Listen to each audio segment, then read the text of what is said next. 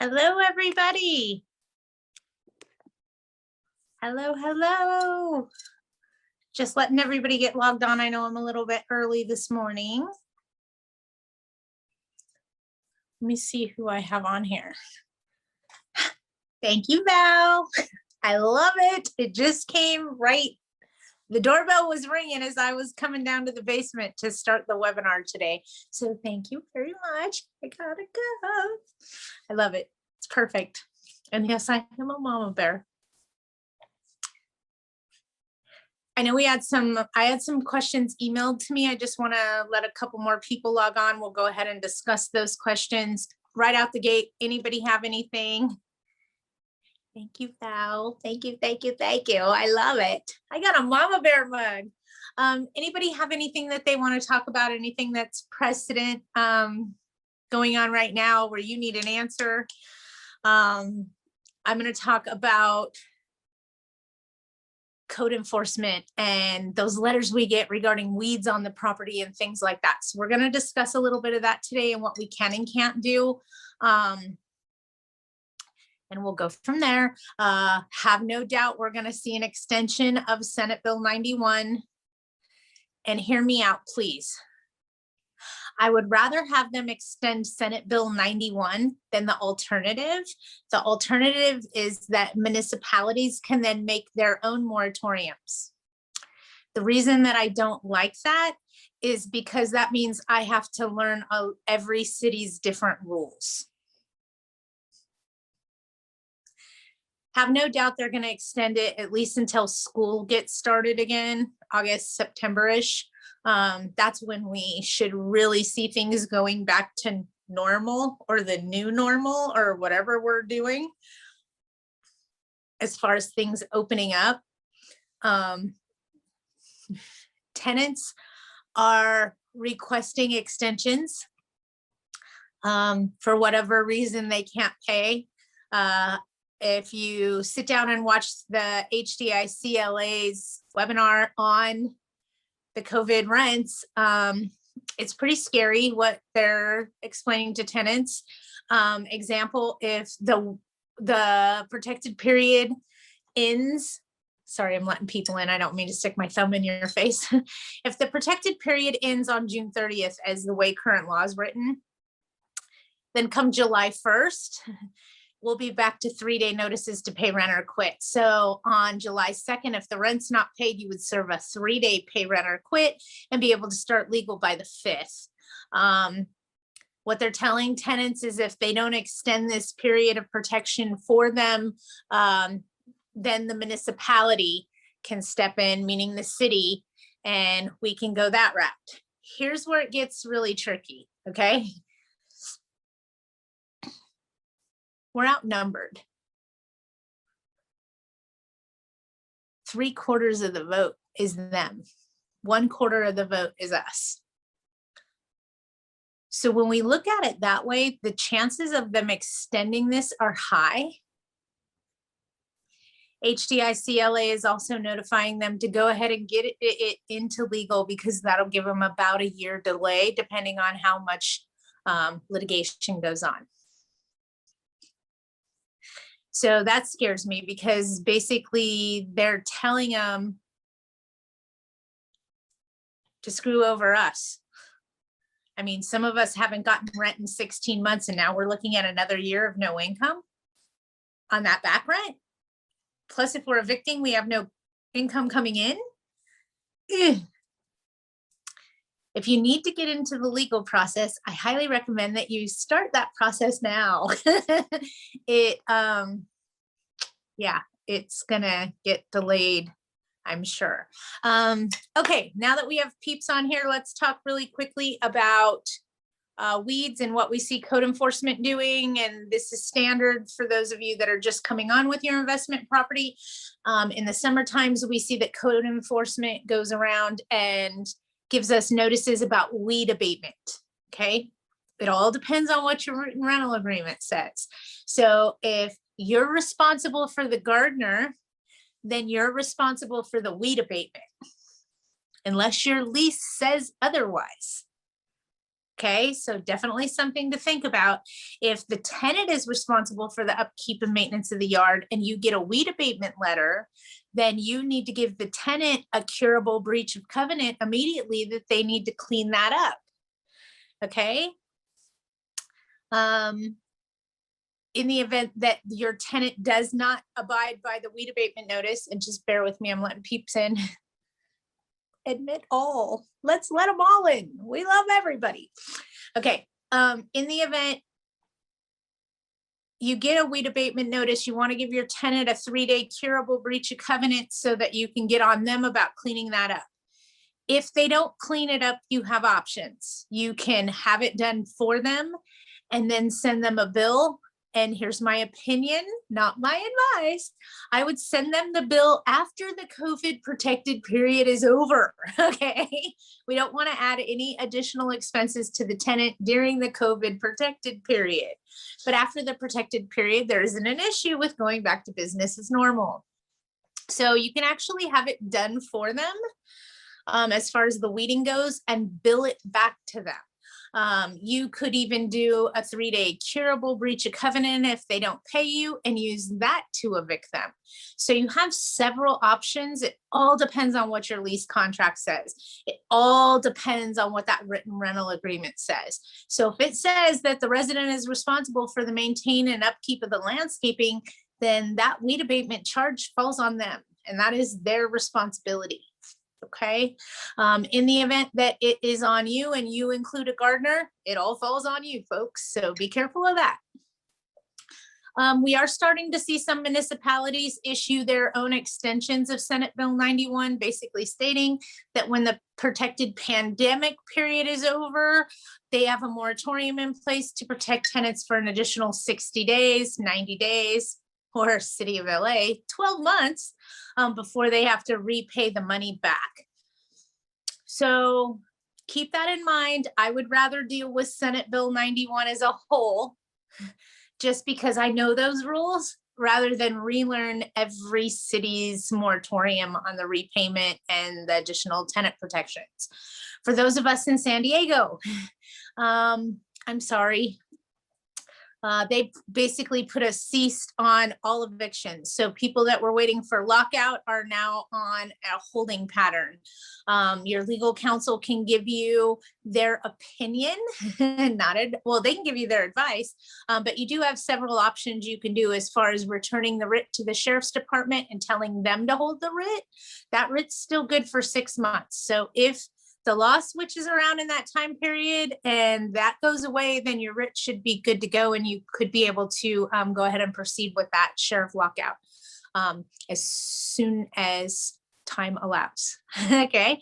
We are seeing a huge delay in eviction cases in LA County for non-payment of rent. Cases are going anywhere from 6 months to what's the longest one I've seen right now? 16 months. So yeah. If the legal route is the way you need to go, don't delay in getting involved in it and getting your foot in the door. It's like taking a number at the butcher. Okay. You want to make sure you get your ticket so you can pull a number and wait your turn. We'll see how all that plays out. It should be quite interesting. As far as that goes, I did notice in a recent webinar done by some legal counsel representatives, I asked a matter-of-fact direct question and I did not get a direct answer. Go figure, attorneys know how to dance around the facts. So when you are talking to your legal counsel, don't settle for a generic answer. Ask them how long it's taking for an uncontested case and how long it's taking for a contested case in the area you are in. That is something you need to know when you start deciding which way you want to go, if you want to go cash for keys or if you want to go this other route. For those of us looking to increase rents and things of that nature, don't even serve the notice until the protected period's over, then serve the notice. It's too risky. People are getting already questioned and tied up in legal over retaliatory issues because of Senate Bill 91. Remember, there's no case law. There's no clear path. There's no writing on the wall. So we need to be careful that we don't get sucked in a case law case because they're extremely costly.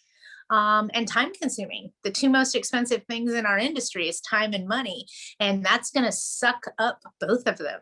So we don't want to be involved in that. If we can settle or do a cash for keys, that seems to be the way that things are going rather than going all the way to case law. But somebody, unfortunately, someone will get sucked all the way down that road. Until that happens, it's hard for us to say which way the law is going to go. Just please remember, we are 78% tenant occupied in the state. They're the majority vote. So if it doesn't sound like it's going to screw over the landlord and benefit the tenant, it's probably not the law. Just saying. It kind of makes sense, but we tend to see that that's the way things have been geared for the past 10 years. This isn't something new that just happened, folks. This has been going on for quite some time, where we have more laws protecting tenants. For those of you that don't know, Fair Housing has made an announcement. We have a new protected class last week. Homelessness is now a protected class in the state of California. So here's my opinion, not my advice. Don't discriminate against another human being for any damn reason at all whatsoever. They're all protected, okay? Right now, anything with two legs is protected by Fair Housing as a protected class. So just treat all humans the same way, okay? Pets and things with four legs, total different set of facts, but still a little tricky. Just be mindful of that. I don't know how all that's gonna play out. I'm still trying to wrap my head around it, forgive me. But I'm just dumbfounded at some of the things that come about. Why would they have to? Homelessness is, first of all, anybody can claim they're homeless. Right. And secondly, I mean, what do you call it? Discriminating against income, like that's not discrimination. You're allowed to discriminate based on income, right? You can't discriminate on source of income. Source of income. If their source of income is, and I'm just going to give you guys some examples, they're a stripper, that would, and you're discriminating against their source of income. If they're an attorney and you don't want to rent to them because they know more about the law than you do and you deny them, that could be discrimination against source of income. Everybody's understanding, okay? She's a stripper and we can't verify her income because she's making tips. That's not discrimination. That's we can't verify her income. Right on the nose. Yes, thank you, Ed, for pointing out that there is a way around strippers. It's much rather difficult to deny an attorney or a property manager. And I'll tell you, those are my two biggest pet peeves, although I do rent to them because I don't want to get busted for discrimination. It's not something I enjoy doing. Right. Most property managers I've ever come in contact and rented with, they all know more than I do. I'm not trying to make my head this big, you guys, but come on, it's pretty ballsy when they say, well, I'm a property manager. I know just as much as you do. And I just look at them and go, oh, okay. Sure you do. Don't ever call me and ask me what to do. I saw a question come through, so let's grab it. What are you giggling about? The question that came in, the comment. What about a lawyer who's also a stripper? Hey, you can't discriminate against source of income. I do have my pet peeves of people that I don't like to rent to, but I also don't like to do the dishes or take out the trash. I still have to do it, okay? There's things that pet peeve some of us that don't pet peeve others. Mine is I hate seeing paper clips on the floor in an office. Pick up your paper clips. Okay, it's just a pet peeve I have. It drives me crazy. I have a friend in the industry where the little holes from the hole punch drive her crazy. So everybody to each his own. And mine is when I have to rent to someone, all of my intuitions and little alarms are going, don't do it. And you can't find a reason to deny them. You have to do it. Okay, you have to do it or you make yourself susceptible to lawsuit. And I don't like lawsuits and I don't look good in orange. So we're not going down that road. Sometimes we have to eat crow, bite our tongue and do something because it's what's right and not just with our gut. Okay. We can't, it looks pretty bad in court when you go, well, my gut told me, yeah, that isn't going to fly. So I know we all have those feelings. Usually we have those feelings for a reason. My best advice to you is pay attention to them. Okay. If you can catch them in a solid loophole, then you caught them in a solid loophole, run with it. Okay. But be careful out there. There is so much retaliatory issues in Senate Bill 91. It's not worth the risk. How do you, I'm sorry for if you've said this and I missed it. So they already extended Senate Bill 91, or you think they're going to? I know they're going to. You And know. if they don't, I'm going to cry. And I'll tell you why. Because if they don't, each individual municipality, meaning each individual city, can come up with their own moratorium as to when the tenant protected period is extended to and what the repayment terms are. Just like the city of Los Angeles did theirs for 12 months after the protected period. Okay. City of, it starts with a C. Culver City just did a 60-day extension of the protected period. So rather than seeing all these municipalities do it, because that's going to drive us that manage a large portfolio, that's going to drive us bonkers. Which city is this in? Which city is that in? What's the rule here? Whether they do that now or whether they do that in 6 months from now, eventually Senate Bill 91 is going to expire, and then all these municipalities are going to do it anyway. So I'd rather see them. If we don't allow them to, and we see Senate Bill 91 as an example, okay? If we see Senate Bill 91 go for 6 months, that may back off all the little independent cities. So you're saying if it expires in 6 months, then all the little cities aren't going to do their own? You never know. I see. They have the power, but my question is, why would they? Most of what we're hearing right now from tenant sides, God love HDICLA for posting this on the internet, is that tenants don't have jobs yet. Tenants aren't looking for jobs because they're making more money sitting at home collecting unemployment than they were when they were working. Okay, they're not just going to go back to work. Would you? I wouldn't. If I was making more money sitting on my rump, I'd be sitting on my rump with a fishing rod in my hand next to a creek. Okay, I'm just saying. So we have to really, really think about this. We're going to have to, not we, well, yes, we the people are going to have to find a way to incentivize these people to go back to work. I mean, have you eaten at a restaurant lately? I mean, I'm sure you have. I mean, very recently. The service sucks. It's because nobody wants to go back to work. They're making more money at home on COVID relief pay. Okay. We're going to have to stop that COVID relief pay to force these people to go back to work.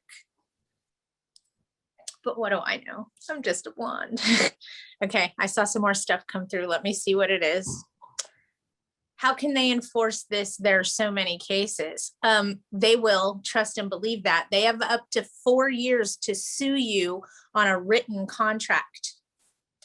Okay. Can't we simply say we've chosen another applicant? Surely we don't need to prove it. Actually, you do. Plus, see above questions on weeds. We talked briefly in the beginning of this regarding weeds and code enforcement and what you can and can't do.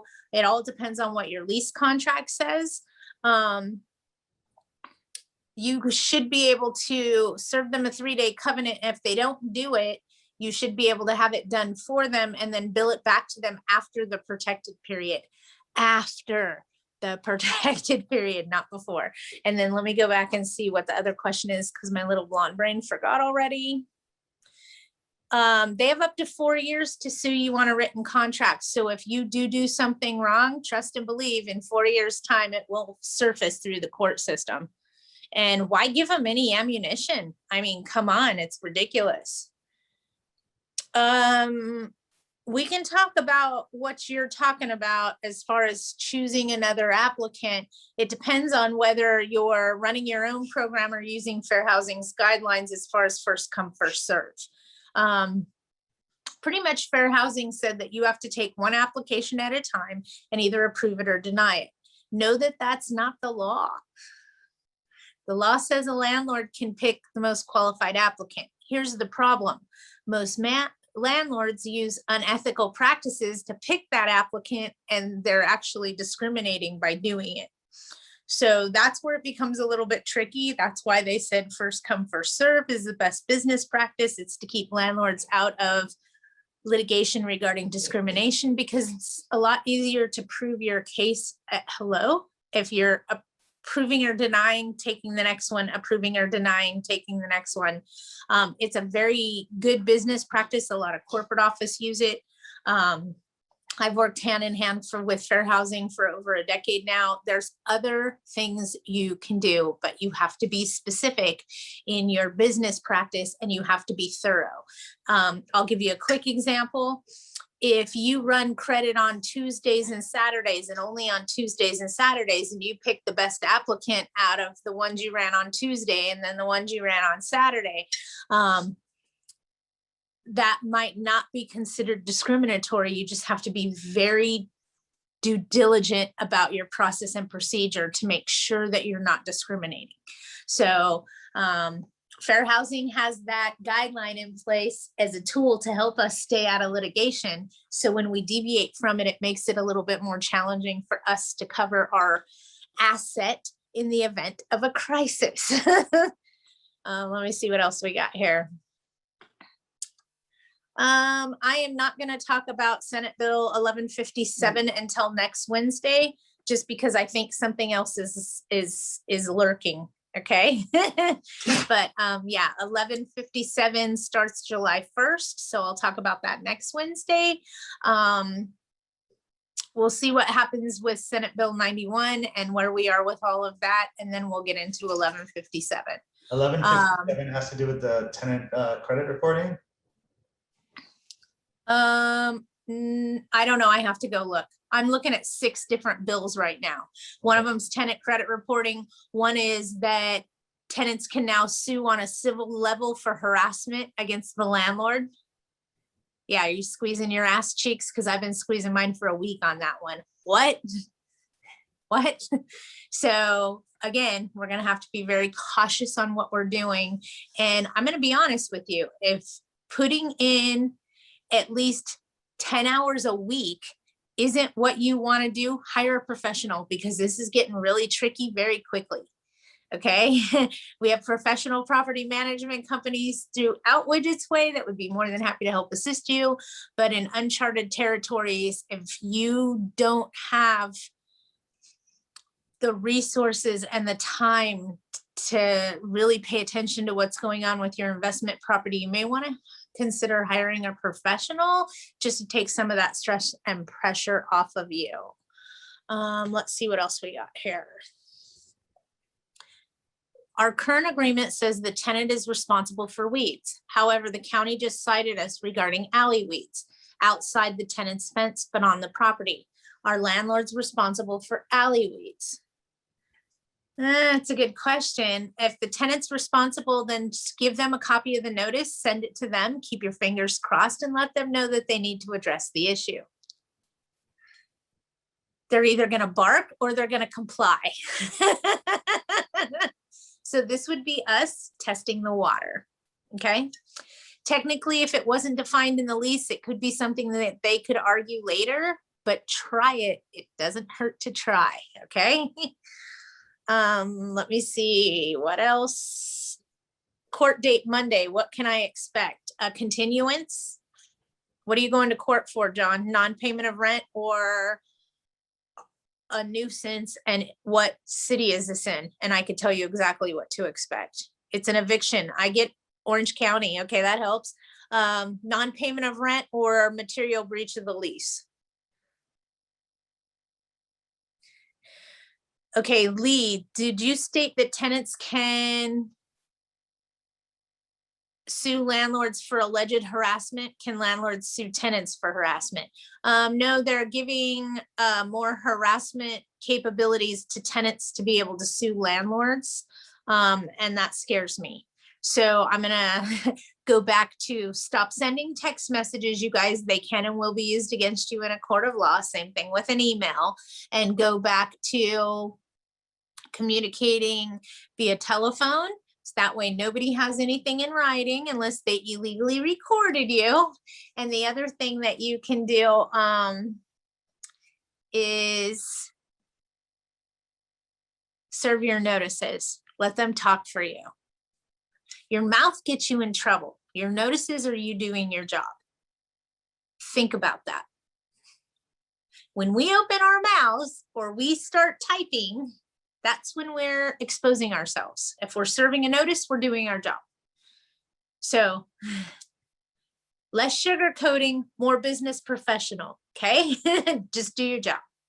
Somebody doesn't do something they're supposed to, serve the notice, do your job, because you're doing your job. Harassment comes in when your mouth and the emails and the text messages and all those things that aren't recognized come forward. Okay, John, you are evicting for, they moved a kid into the house. I'd be cautious with that. Do you have a maximum occupancy on your rental agreement? And it'll be interesting to see how, or is this in senior housing? Because Senate Bill 91 says they can move in unauthorized occupants during the protected period of the pandemic, and there's nothing the landlord can do about it. But when the pandemic ends, so do the unauthorized occupants, or then the owner can start an eviction. So most likely you guys may settle. That would be probably the route that your legal counsel will most likely want to go, is settling that case and getting a move out date and a move out order. Patty, on that topic, I know that when unauthorized occupants move into a unit, you have 30 days from the date you know about it to act on it, I think. Otherwise, it's kind of like you agreed to it. And now during COVID, during the moratorium, there could be a situation where you've known about it for way more than 30 days, but could not do anything about it. So does that mean that that 30-day rule doesn't apply? Does it get extended until the end of the moratorium? The tenants are protected during the protected period. Once the protected period ends, so do their protections. So when the moratorium, when Senate Bill 91 expires and isn't extended, that's when you need to pounce on the unauthorized occupants. Now, maybe their legal counsel knows something I don't, okay? Just saying. And they're pursuing with this on a different level that I'm unaware of. But if it were me, I would hunker down and I'd wait. When the protected period ends, I'd serve a 3-day curable breach of covenant for the unauthorized occupant and build my case on a material breach of the lease and pursue it that way. But just with COVID and all these protections, you guys, I'm not trying to scare you. I'm trying to get you to focus that our old way of doing things of just throw them in legal. Oh, they did this, just throw them in legal. That is going to change very quickly. As soon as you get yourself in the legal process and find out just how convoluted and delayed that is, you're going to find out exactly what I'm talking about. And I mean, come on, let's face it. None of us need to be sucked up in a year's legal case, and nobody needs that. Is there no unauthorized there is no unauthorized people in the house? Then why does it say move kid into the house? I think they meant to say there are unauthorized people. Oh, you're moving your kid into the house. I got it. Owner wants to take possession. I'm with you now. It took me a while. I am blonde, you know. My bad. So basically you're removing the property from the rental market because the owner has a family member that wants to move in. I understand now. You're fine. Keep going forward. Do not pass go. You're good. Just keep going through the legal process. You're fine. I thought it was an unauthorized occupant. I get it now. I don't want to pounce on the unauthorized tenants because the courts will be inundated. If you don't pounce on the unauthorized occupants, you may miss the boat. As Ed was explaining, it depends on what area you're in, especially in LA, you guys. Once something's been going on for 30 days and you know about it and you don't address it, you waive it, and that now becomes allowed. You only have 30 days to react in some cities. And I'll tell you right now, I remember being at the law firm, and attorney, and I won't say their name, and I said their, so you won't even know if it's male or female. This attorney would get so frustrated when a landlord knew about something and it had been over 45 days, because then this attorney had no way of arguing it in that court. And this attorney would get extremely frustrated because people didn't know. You waive it if you wait over 30 days. If you tell them about something and you turn around and take the rent, you also waive it. So if you want to evict and build a case on unauthorized occupants, you serve a notice, you take no more rent until it's corrected or you start legal. If you take rent, you voided your notice. See how that worked? So it can be very, very, very tricky, you guys.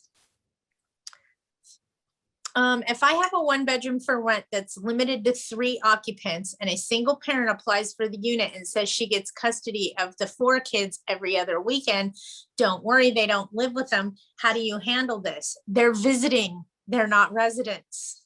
So it depends on what your guest at the property says in your contract. What if I issue a new rental agreement once I decide to pounce on it? You can issue a new rental agreement, and those people become your tenant after 30 days of you acknowledging what's going on and not reacting. Yeah. So might be in a better position to react. They can bring in whoever they want during the protected pandemic period, but once that ends, they gotta go. And let me go back to that Orange County case for an owner taking possession. Everything sounds fine to me. You should be rocking and rolling. They're just fighting you because there's nowhere for them to go. And if you want to know what I'm talking about, go try to rent a house in your neighborhood. Tell me how that works. They're not out there. I think Ed, how many vacants do you have right now? Roughly 8. 8 vacants for a major property management company. That's not very many. I would say that's probably 2% of his portfolio, if that. Right. We really try to get them filled as soon as possible, but obviously with good tenants. So Absolutely. Well, every once in a while we have that property that the only requirement to get somebody to live there is they must be breathing. We don't like those properties, but we do have them. They pop up every once in a while. You must be breathing to rent this unit. And Patty, by the way, I don't know if you want to talk about this right now, but maybe a topic for discussion that I think would be helpful is what to do when a unit's not leasing and the owner won't let you reduce the price and the unit looks as best as it possibly can, and you have it advertised everywhere, and you what's creative ideas, not just the regular stuff, but what to do when when the hit. So when you have a unit that isn't renting, go start looking at apples for apples. What else is in the neighborhood? Are you priced so far out of it? No, of course you do the market survey. I'm talking about. I know, I'm trying to help all the little mom and pops too. Okay. Okay. So I know you know what to do, Ed. So once you've exhausted your resources and you're matching neighboring communities and you're right there and you're still not renting, here's my opinion to you. Lower the rent by $15. Why do I say $15? Because $15 is going to make a great difference to someone else. Okay. Where it may not seem like that much to the owner, it looks much better on paper. It's like that whole 99-cent thing. You guys with me?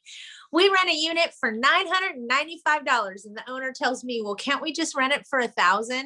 Because the $1,000 sounds better to him. The $995 sounds better to the tenants. See how that worked? Sometimes just lowering it by $15 and making your unit $970 makes everybody go, why is this one $970? Let's go check it out. It creates attention. And it's only 15 bucks. Okay. Another thing that you guys can do is the concession wars start, because mark my words, people, they're coming. Trust and believe that. This cannot continue to go the way that it is going. We are expecting a change. As the market goes traditionally in history, we're expecting a crash. Okay. That's all I'm going to say. But traditionally, every 10 years or so, we see a market crash. We are anticipating a change. It can't continue to go the way that it's going. So one of the things that I learned in the last big market crash we had is stop lowering your rents. You're shooting yourself. Okay. If you're trying to be the best deal out there, and I know you guys have seen this and you went, wow, how are they doing that? It'll say $500 security deposit on approved credit. Do you know why that attracts attention? Because it's less money the tenant has to put up front. Why do you say on approved credit? Because maybe you want a FICO score of 700 or higher, because somebody with a FICO score like that is going to be less likely to do something to jeopardize that FICO score. Okay. In a perfect world, please remember that's not your money anyway. So what is it costing you? That's a tenant security deposit. If they have great credit, they're most likely going to get that deposit back. I will tell you that every person I have ever rented to with a $500 security deposit has gotten their whole $500 back, or they've just told me, Patty, I got everything done, but I didn't get the carpets clean. Can you do that for me and deduct it? Sure, not a problem. And guess what? That's all they were charged for. So usually when you have someone that is applying on approved credit, and that's what I do, OAC, because you have to have special terms for that special event, I would say 9.98%, they get their money back every time. They don't want to mess up their credit. So it's a great tool that you can utilize that doesn't affect your bottom line. See how that worked? Another thing that you can do to try to encourage residents and tenants and things of that nature is offer to do their credit screening for free. We offer, what we do is we refund only the person that is approved and moves in within 2 weeks. We'll refund you your credit, your application. Check fee, things like that. You don't want to do something that exposes you so badly that you're backed in a corner crying under the coffee table because now you've created a monster. You want to do something in baby steps. Remember, you can always take less, but you can't ask for more. Does that make sense? You want to be careful you're not baiting and switching. And if you have someone that is applying for something that is on approved credit and they don't qualify for those credit terms, make sure they understand that. And I've always utilized this, you guys. Oh, unfortunately, you don't qualify for the $500 security deposit. We'd still be willing to rent to you, but the security deposit on that unit would be this amount. If you're still interested, please let us know. Otherwise, we're going to have to give you a denial letter. So you then have the capability of saying, well, you don't qualify according to our criteria for that $500 security deposit, but we could still move you in. Your security deposit would be $2,000 or whatever it is that you have going that direction. So just another way to not affect your bottom line so much. When you're lowering rents, people lower them $100 at a whack. Why? It's also better to give a concession up front, like a move-in special versus reducing your rent, because after the first year, when you do your rent increase, you want to do it off of the higher rent and not the lower rent. Bingo. And another thing that you can do if you're giving away a free month's rent is give away the 12th month of rent, not the first month of rent. You also need verbiage in your written rental contract that says if they don't fulfill their term, that they owe the concession back. So it could be first month rent free with a 1-year lease. Okay, well, they get that first month rent free on the 12th month. 1 month of free rent is how that should be worded with a 12-month contract. Well, their 12th month is free. Why do we do that? Because we get paid for 11 months before we have to give away anything. See how that worked? So you always want to give whatever you're giving on the back end of things so that you can function at hello. If you're giving away your first month's rent and you're only taking a $500 security deposit, you're moving them in with a $500 deposit. And simply said, that doesn't pay for the eviction. Okay, I'm just saying. They can move out immediately and like after the first month, move out and then you're stuck. Exactly. So you want to always offer any free rents you're giving on the term, and it would be at the end of the term. It's how we've always done that. Or you can offer it in the beginning and just make sure you have the verbiage that if they don't fulfill their contract, then they owe that money back because they didn't fulfill the 1-year term or whatever. So definitely language that needs to be in your contracts. And just so you guys know, I'm doing several series of video trainings that will be coming out soon. I even have one called So It's Your First Day, Buckle Up and Pay Attention. So I'm giving tips and tricks to help you guys that have employees on the first day also. Can you allow other vendors to do work or service work in your property, such as carpet cleaners? You can hire whoever you want to do work at your property. I just discovered that a tenant has not placed water and trash in their name per the car rental agreement. Properties in Orange County. Am I forced to renew the subject lease now that it expires at the end of the month? I typically would not renew a lease to someone who's in breach of the lease and has not turned on water and trash for the home. Should I have the tenant clarify that all utilities are currently in their name? Give them a 3-day curable breach of covenant. They're in violation of their written rental contract. You may not be asking for the money during the COVID protected period, but you are asking them to put those in their name. They're in violation of their rental contract. Serve it now. Serve it now, and then I would serve them a 15-day notice to pay the funds that are owed that haven't been paid because they didn't put it in their name. You got that. And I would serve them a cure or quit because that's a material breach of the lease contract and a reason that you could do an eviction right now. You don't have to wait for anything. So serve your 3-day curable. You said Orange County. So yeah, you're rocking and rolling. Go girl, go. I would also add that item to a checklist so you don't forget to make sure that they paid their water, that they transferred their water and power. Yes. That way you don't repeat that mistake again in the future. A lot of times I ask the tenant to bring their turn on or their transfer notification to the move-in inspection. So I expect them to have it transferred prior to us doing the walkthrough.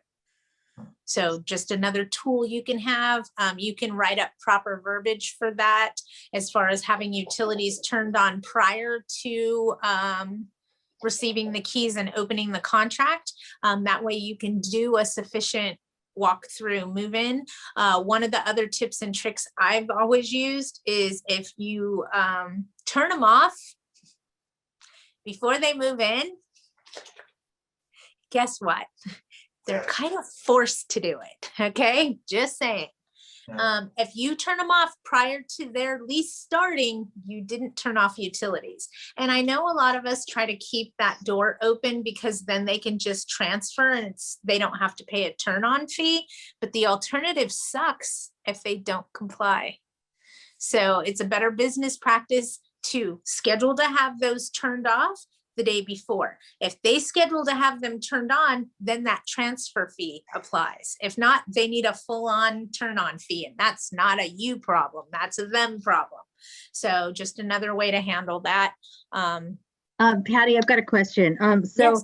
So since I have to renew this lease, I really want them out of there because they're unscrupulous, but they already told me that they wouldn't pay the rent if I give them a notice to vacate, because that's technically an eviction during COVID, I guess. I don't know.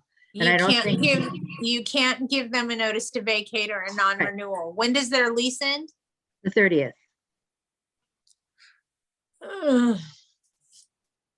If the protected period doesn't get extended,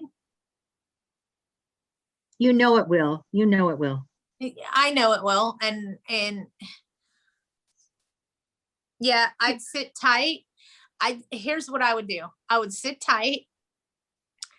I wouldn't put them in a new contract. I'd let them sit there on a month to month. And as soon as the protected period is over and we can, I would just terminate their tenancy.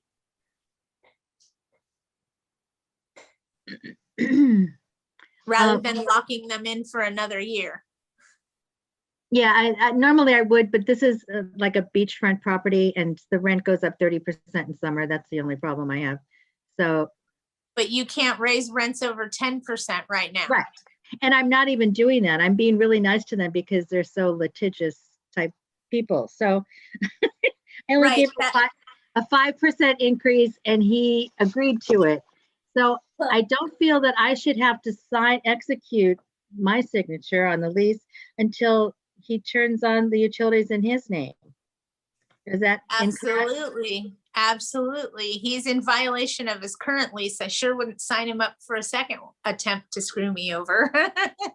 Just saying. Okay, and then I have to wait until SB 91 is gone to charge him for all the back invoices? Yep.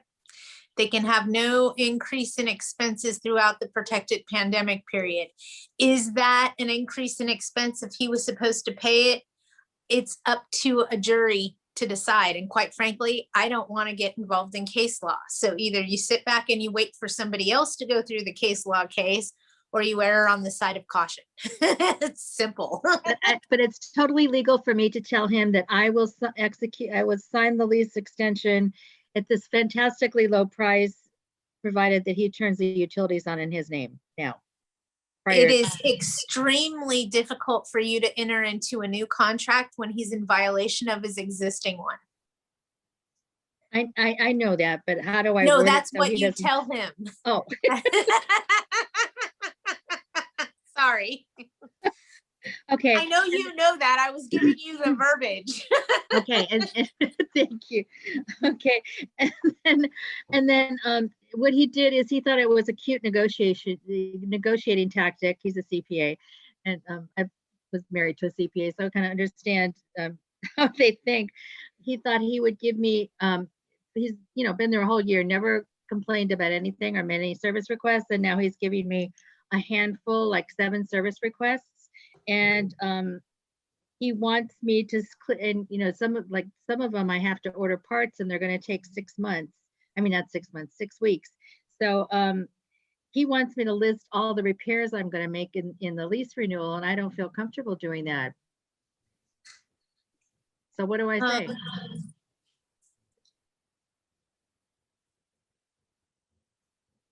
Hold on.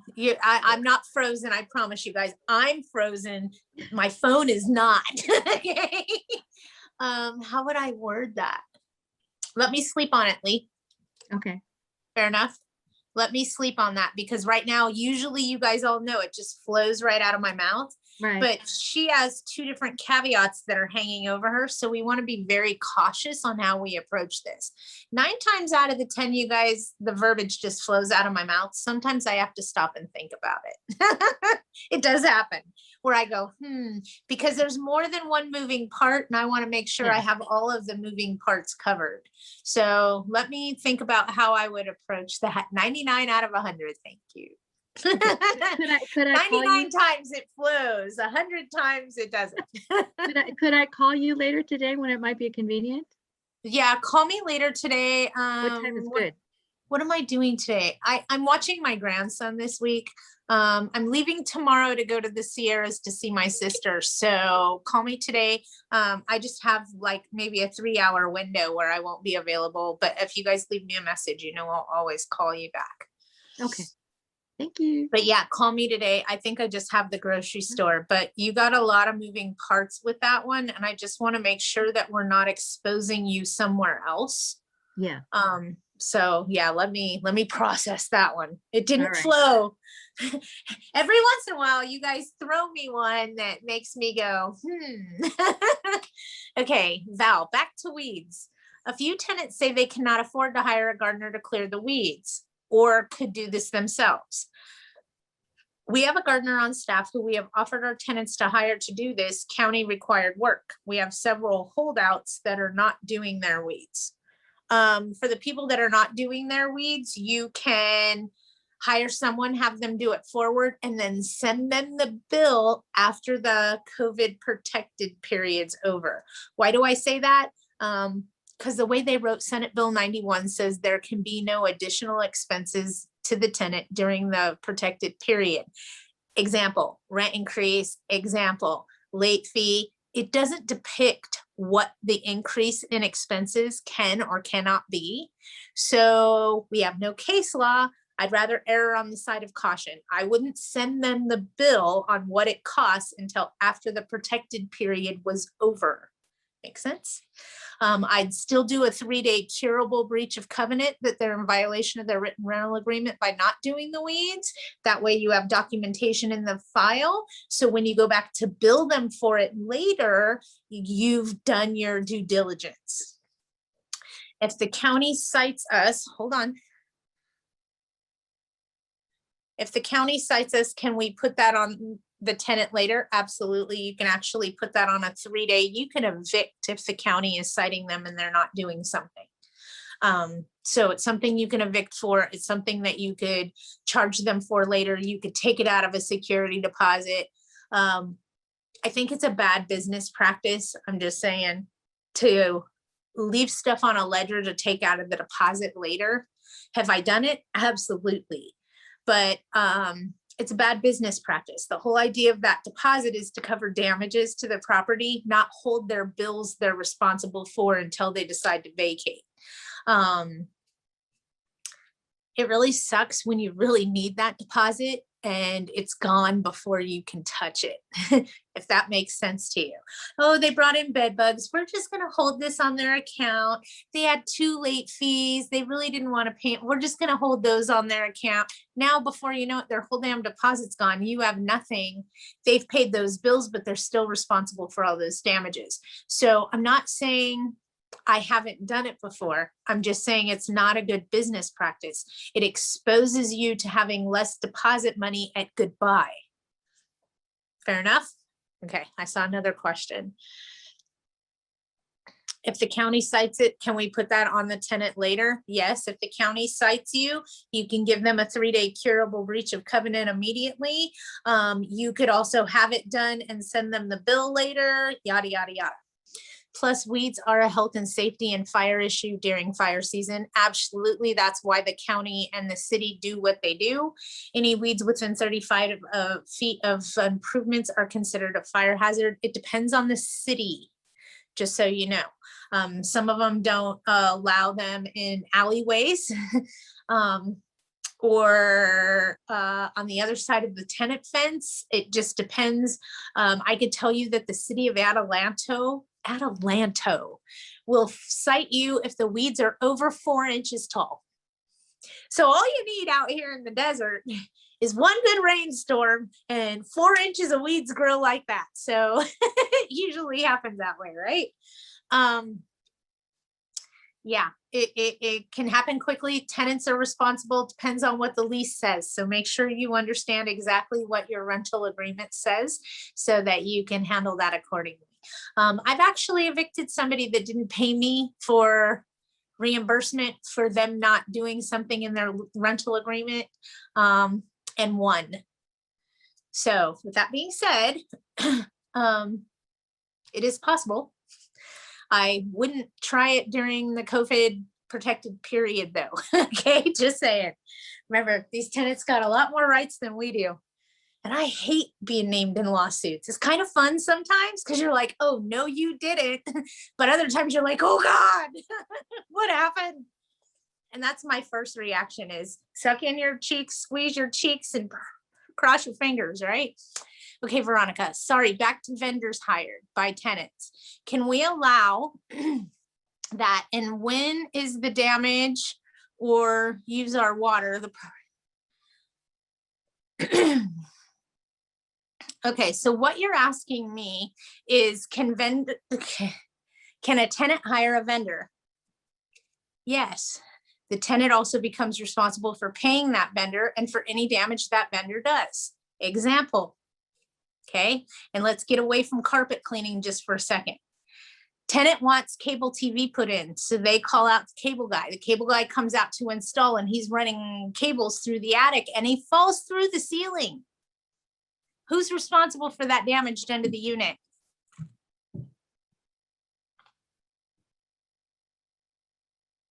Anybody?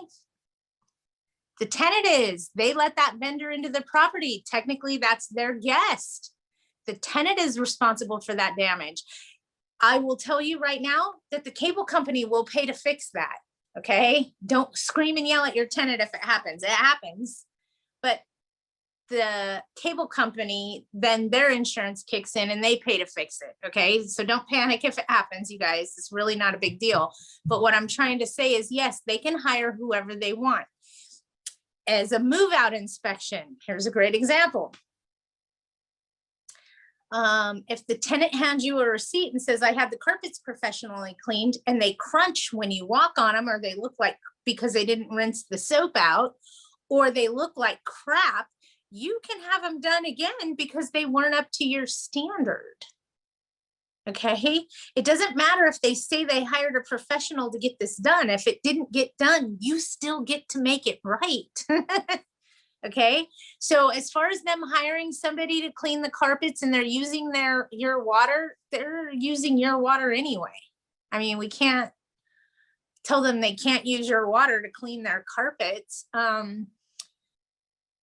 You could say that the vendors on the property need to be licensed and insured, and you need to be listed as an additional insured or interested party on their insurance policy. So if something happens, like them falling through the ceiling, you can then file a claim on their insurance. So that is something you can control, that they must use a licensed and insured vendor, and that licensed and insured vendor must have you listed, not you personally, unless you're the landlord, your management company, etc., listed as additional insured or interested party on the insurance policy of the vendor. If you have another question, ask me it, but yes, you can do that. We get that argument all the time, especially regarding cleaning. They say it's clean, our cleanings are disgusted, and we clean it again for around $200. Exactly. I'll give you a great example of what Val and I are talking about. And please stay with me, guys, because you'll understand as soon as we talk. Okay. Everybody has a different version of clean on the cleaning yardstick. Okay. Some people are extremely clean, sanitizing countertops, using, okay. And other people, like my children, have a different version of clean. Okay. So everybody has a different version of clean. What it comes down to at the end of the day is, what can you prove in court? Do you have a move-in walkthrough inspection signed by the tenant when they accepted the property? Do you have photos of what it looked like when they moved in? Do you have photos of what it looks like now? So it all depends, in my mind, on how well you can prove your case. If you never did a move-in walkthrough an inspection, how are you going to charge them for anything when they move out? So in my mind, it all comes down to, what can I prove? Because I don't want to go to court unless I know I can prove it. I don't like to waste my time. And I don't like to go to court unless I know I have a rock solid case that I'm going to win on, because I don't like to waste time or money. But it's just because I've been named in so many lawsuits, you guys, over 1,000 of them. I know, right? Are you squeezing your cheeks with me? And let me explain why. When you work as a regional manager for a management company, what happens is the tenant walks in and says, I'm going to sue you. I'm going to sue your boss. I'm going to sue this company, and I'm going to sue the owner of the property. So they name all 4 of us in the lawsuit. So I've personally been named in over 1,000 lawsuits, and I've lost one. And that one still hurts. It drives me crazy to this day because I lost it on a technicality. And that sucks when that happens. It sucks because it eats at you. I had that woman. I had her good, lock, stock, and barrel, until one of my sales agents wrote her a rent receipt one month and put it was for February. It was not. It was for November. But she had a receipt from my office that said it was for February's rent. And I evicted her because I applied that rent to November because she was behind 4 months at the time. Yeah, don't ask. So she got me on a loophole, the only one ever. And I learned my lesson. No more loopholes. I look at everything before I go to court, or I don't go. Is she still alive? She used to tell me when I'd call her and talk to her, I'm a physician. I can't have you putting notices on my door. That's embarrassing when people come to my house. And I'm like, well, you could pay the rent. Well, this is what she told me, and don't make me laugh too hard. Okay. And then I'll add your question about odors. I promise. She says, well, people came to my door and they saw that notice, and I'm now requesting that you don't do that to me anymore, and that you put it in an envelope so that it isn't there for the world to see. Guess what I found out? She flipped my bitch switch. Okay. So guess what I found out? There is no standard on how big a 3-day notice can be. So I printed it on poster-sized paper the next month in bright yellow and duct taped it to her door.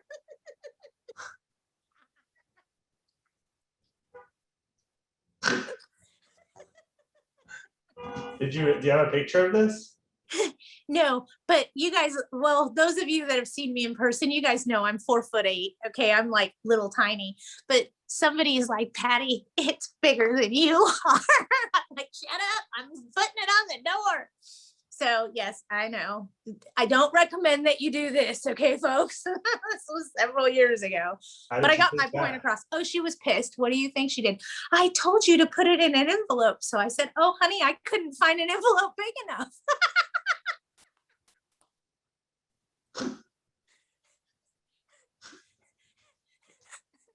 Every once in a while, you guys, somebody flips my bitch switch and it makes me go down that rabbit hole with them, okay?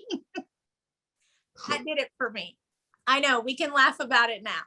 You really want to laugh? Sometime we'll talk about my first eviction ever. I'm surprised I didn't go to jail. Yes, property managers are a lot of fun at parties. They have stories for days. I forget all the stories.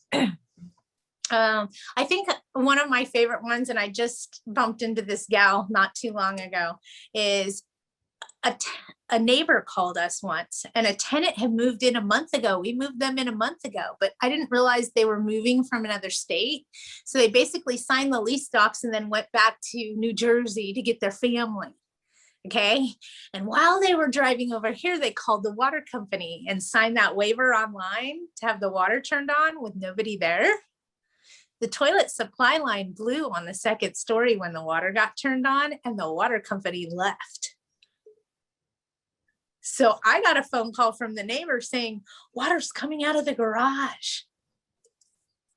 I thought, oh, the water heater must be broken. Let me call the tenant. So I called the tenant, no answer. They're driving cross country, but I didn't know. So I go to the property with my keys and I knock on the door, because as I get there, I am not joking, I do not even know how this neighbor saw this. There was a stream of water about this wide coming out of the garage, and it wasn't even to the street yet by the time I got there. So it wasn't moving in a rapid fashion. It wasn't a flood coming out. Okay. It was trickling out to it wasn't even to the curb yet. Okay. So myself and a fellow property manager are rochambeauing at the front door over who has to go in. Okay. We're rock, paper, scissors. Okay. I lost. I'll own it. I went in, and as I stuck the key in the door and knocked, because I had knocked several times, but this time as I stuck the key in the door, I could hear it raining inside the unit. A raging river was coming down the stairs. Okay. There were stalactites coming out of the ceiling holding water just everywhere. And the wood floor had buckled like this. It was like $80,000 worth of damage. Ouch. All because they signed that waiver to have the water turned on and they didn't move in yet. Ouch. So yes, I have lots of stories. I'm fun at parties. I could tell you guys stories for days. You guys would just die. A recent tenant argued that charging her a cleaning fee was wrong and that it was wear and tear. Okay, I'm going to explain that to you, Val. Now, while the unit was not totally disgusting, it still was not up to our standards. Sounds a bit subjective. So how would that hold up in court? If you take pictures at move in and you take pictures at move out, Your pictures speak 1,000 words. Your written walkthrough inspection says that they signed and agreed to how they received the property. Okay, so it makes it extremely difficult to argue in court, especially if you have that stuff. Cleaning is not wear and tear, that is cleaning. Someone actually put on the internet years ago that carpet cleaning was wear and tear. Cleaning is the key word there. How is anything that has the word clean or cleaning in it wear and tear? It is not. So you can charge for carpet cleaning. If you have dust on the windowsills, dust on the blinds, if it needs to be cleaned, it needs to be cleaned. Take your photos, document it, and make sure your invoice has the name, address, and telephone number of the person performing the work. That's a requirement per California Civil Code 1950.4 section E or maybe F. It's disgusting that I know that. California Civil Code 1950.5 section E, or maybe it's section F. I'd have to look at the statute to tell you.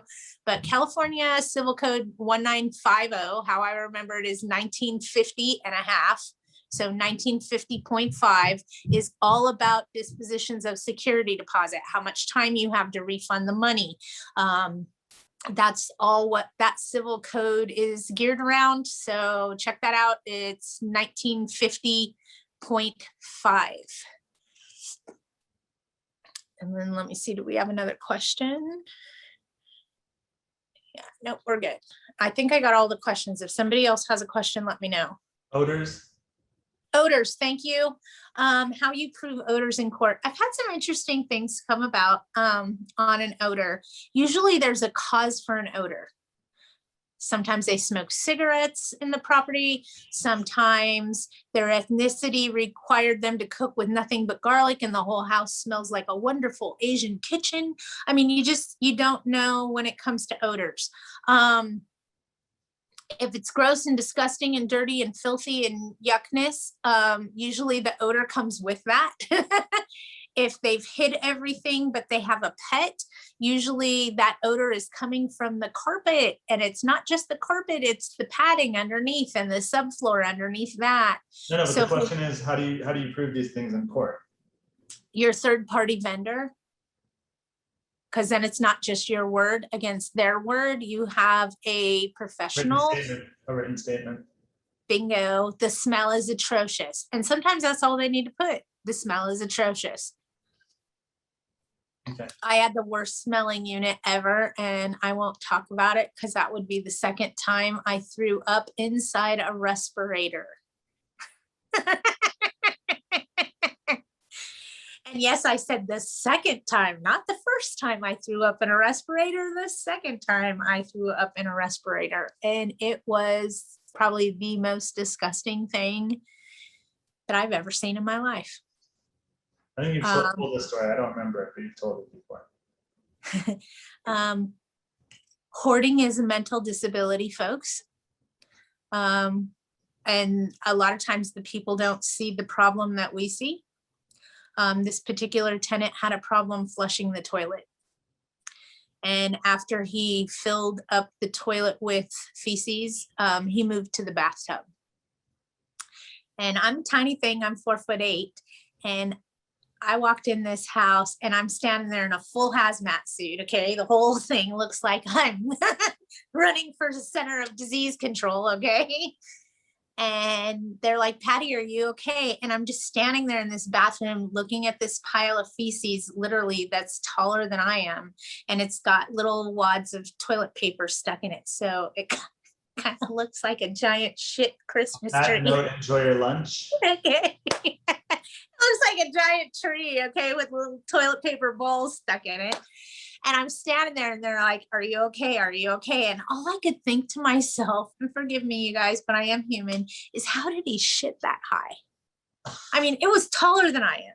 So, I mean, could you stand on the side of the tub? He still wouldn't be tall enough. So the only thing I could come up with of how he got the poop that high and I know this is just how my brain works, was he had to poop in his hand and then put it up on the pile. That's the only thing that I could come up with of how he got the poop that high. And it was in that moment that I realized what he was probably doing, that I vomited inside the respirator in my suit. Did you shake his hands? No, the tenant was already gone. And it was so funny because the tech that I was in the house with goes, "Did you just barf?" And I was like, and he's like, "Don't take your mask off in here. Don't take your mask off in here." He's just shoving me out the door. "Did you just barf?" And I was in this suit. So now I'm in a suit that I barfed in. Okay, like that's not disgusting. I gotta go to lunch now. Enjoy your lunch. All right, you guys, I'm so sorry. I didn't mean to make everybody cringe, but yes, I've seen some very, or their ornaments. Yes, there were tissue paper rolls. And if you can't laugh about this kind of stuff, this is the kind of stuff that will turn somebody off from this industry. If you can't find the humor in a situation, it becomes stressful very quickly. So I always try to find the humor in a situation, just because if you can't laugh at yourself, come over to my house, I'll laugh at you. I'm just kidding. It's how I handle stress. It's how I deal with things, is I try to find the humor in them. It tends to lighten the load and make things a lot less stressful in my life. Lightened your load, Patty? It lightened my load that day. We're so bad, you guys. Oh yeah, I got stories for days. Let me see. I walked in on a homeowner having sexual relations during a tour. Oops. I got stories, guys. Trust me, I got stories. Yeah, I should write a book called All the Things I've Seen in My Life as a Property Manager. Very interesting things have happened to me in the course of 30 years in this business. I will tell you that. One of the best ones that I have, and this is regarding vacation rental management, not Big Bear, rent cabins for the weekend. You have to do, if you have 60 cabins every week, you have to do 60 move-ins and 60 move-outs. It's a pain in the rear, but that's how I got involved in this industry, was doing vacation management in Big Bear. And we had somebody that rented a house, and then somebody else that rented it to come back to back. So we had a lakefront cabin that was very popular. People wanted to come up for the summer and rent it back to back. Well, this guy rented it. Okay. And somebody snuck in a rental right behind him, and there was someone else coming in. So he kept calling us saying that he left things in the unit. We told him, "Oh, our crew will look into that. If they find something, they'll get back to you." He was very strange, very odd. Then one of the tenants found a gun in the house, and that's when we got a phone call. They actually were using the house for drugs or whatever to come, and one person would come rent and they'd hide all their stuff, if you will, in the property, and then the next person would come in and pick it all up. Okay, so they were using this house like, I don't know, a base camp.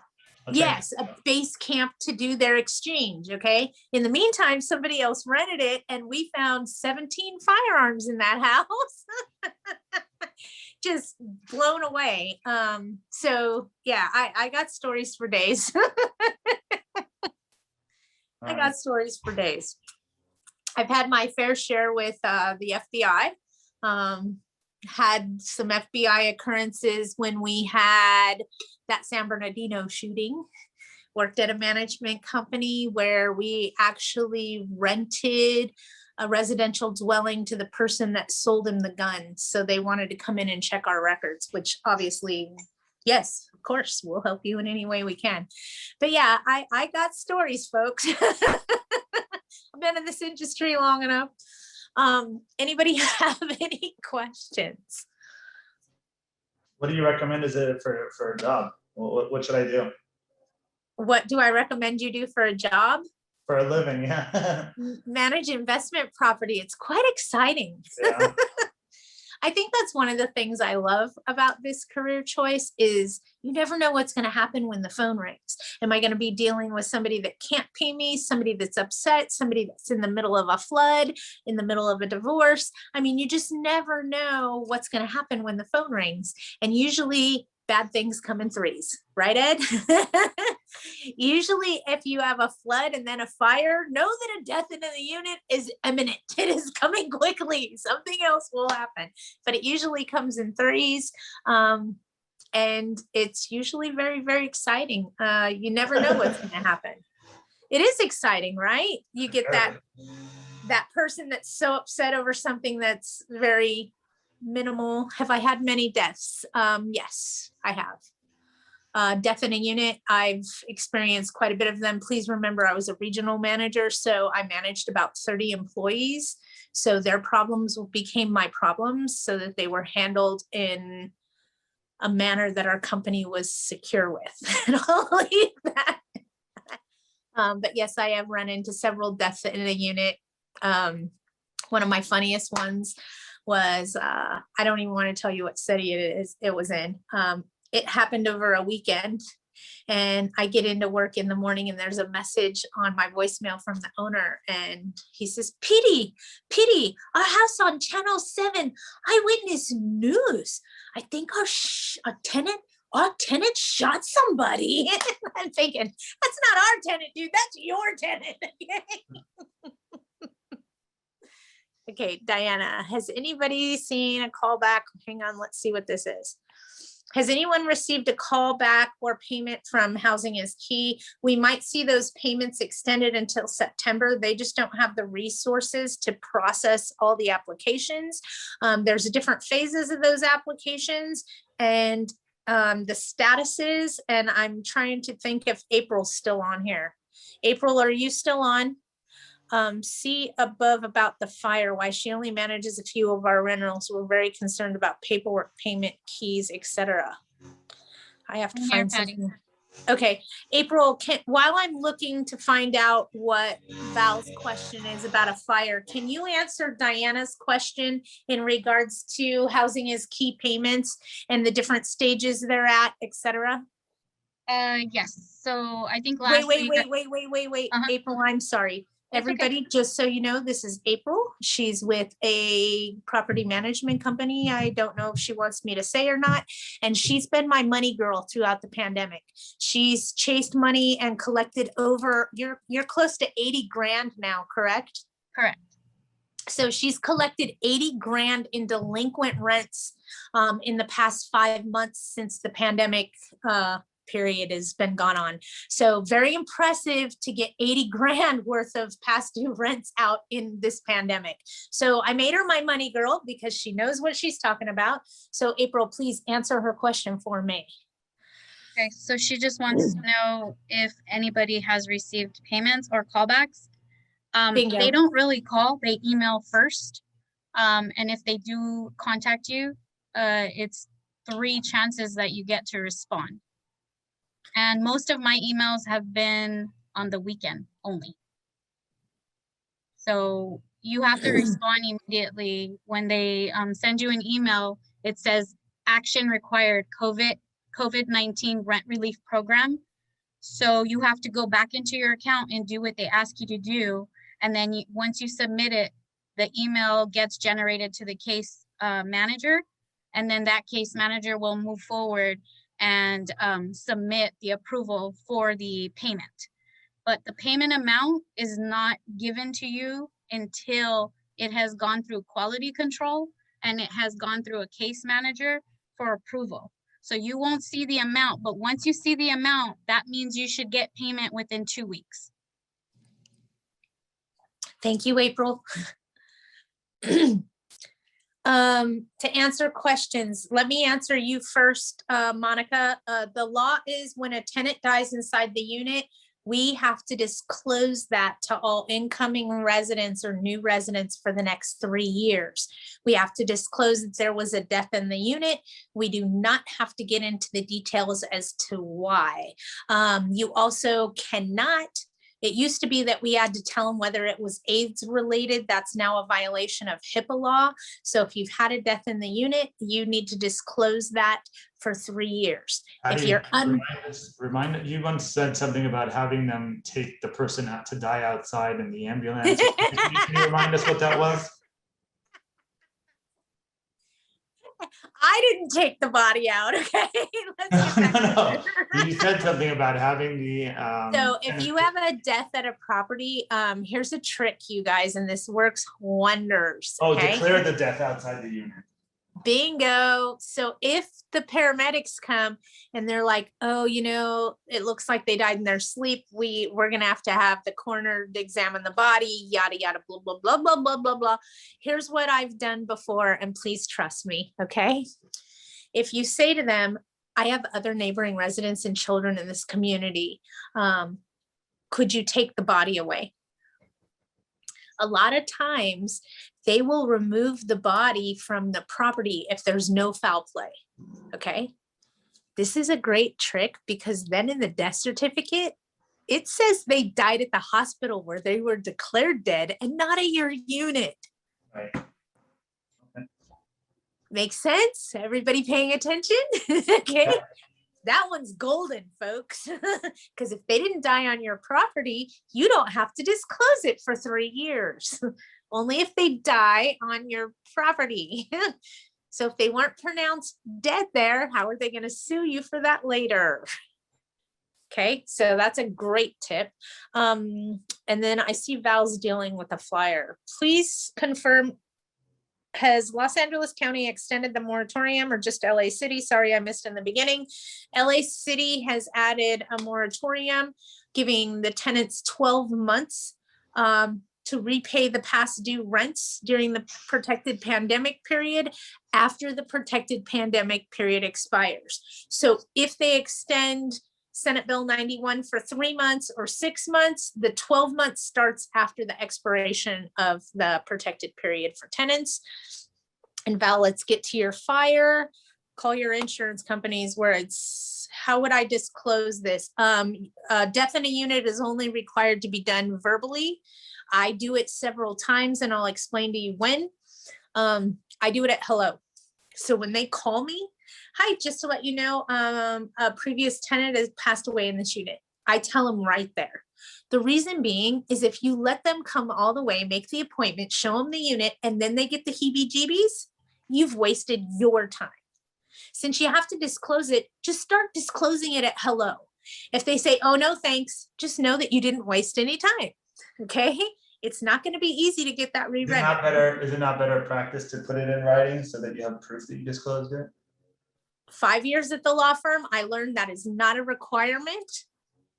It is not a requirement to have it in writing. No, I know it's not a requirement, but is it not a better practice so that nobody can You say, can, but what are you going to put in writing? And you got to be careful that you're not disclosing information about the past resident. I would just say, I notified you, I hereby acknowledge that you have disclosed the death of a past resident. That's it. So I tell them when I'm showing the unit, when I'm taking the holding deposit, when I'm signing the lease contract, when I'm giving them the keys. So I tell them 4 times, and I may have them write, yes, we understand someone passed away in this unit. I may have them write that on a piece of paper, sign and date it. Okay. But just so you know, in writing is not a requirement. I'm saying go above and beyond so that nobody can come back later and say that you did not disclose it. I had somebody come back once and I explained to him, I made this perfectly clear to you. And then he explained to me, you know what, now that you're saying this, I do remember something. It was a very stressful time for me and it went away just as quick as it came about. So back to Val's fire. Call your insurance company. As far as rents and things of that nature, it all depends on what's in your policy. If you have loss of rent coverage, if you have rebuild coverage, it's all going to depend on what's going on as far as that goes. And do you have a good restoration company to help you rebuild that?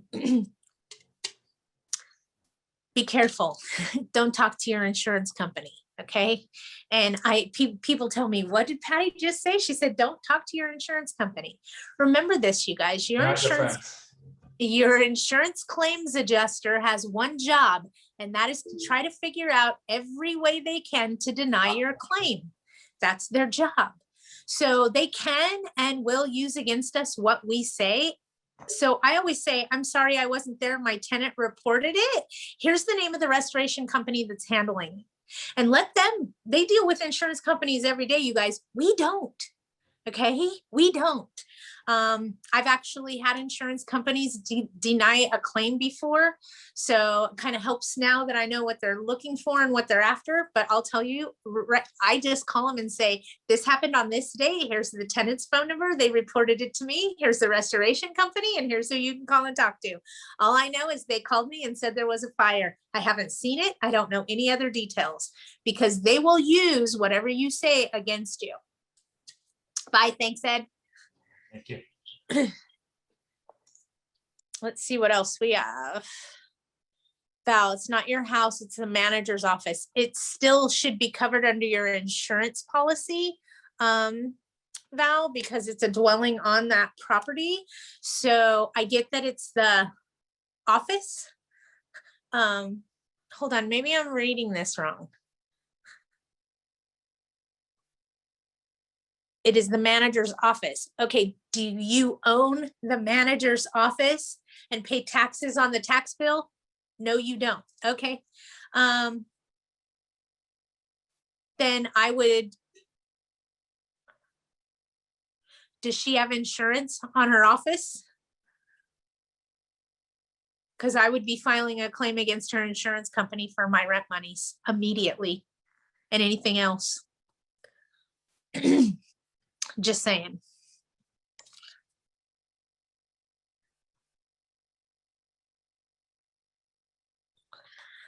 All right, you guys, we went a half hour over today. Anybody have one more question for me? Otherwise, I'm going to end it. I feel like I'm time sucking you guys, and I don't mean to. And I'm on an adventure this week. So if you guys need me, call me. It may take me a few hours to call you back. I am doing a little bit of traveling up to see my sister, and I'm going fishing. I need to get my fish on. So I'm going fishing. I should be back on Saturday. So if anybody needs anything, again, please feel free to call me. If I don't answer, leave me a message. Sometimes text message is a better way to get a hold of me. Much faster response. Thank you, Val, for my new cuff. I love it.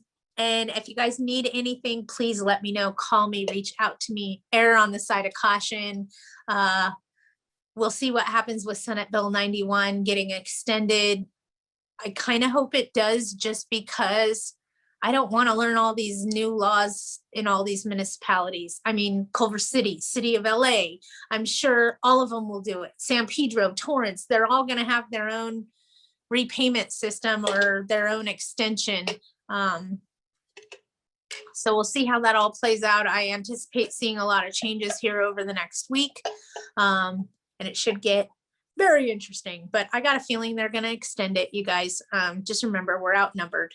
Thank all of you. Without all of you, I couldn't do this every week. And just so you guys know, I now have 37 webinar topics for our upcoming videos on training. So I'm going to be doing a lot of training videos. They're coming out, you know, your first day, how to deal with a crisis, the bottom line, just everything that I could possibly think of to help give you guys as many tools in your arsenal as you can have. I talk about fogging techniques. Like I said, I got almost 30 different topics for video webinars. So we're going to start working on those next week. And they should start popping up on the website so that you guys can review and watch those videos on how to do leasing or successful marketing during vacancies, or how to deal with concessions. These are all things that we're going to be addressing. So you guys have a great week. If you need me, you know how to find me. And enjoy. Stay safe and stay cool. It's hot out there. Bye, guys.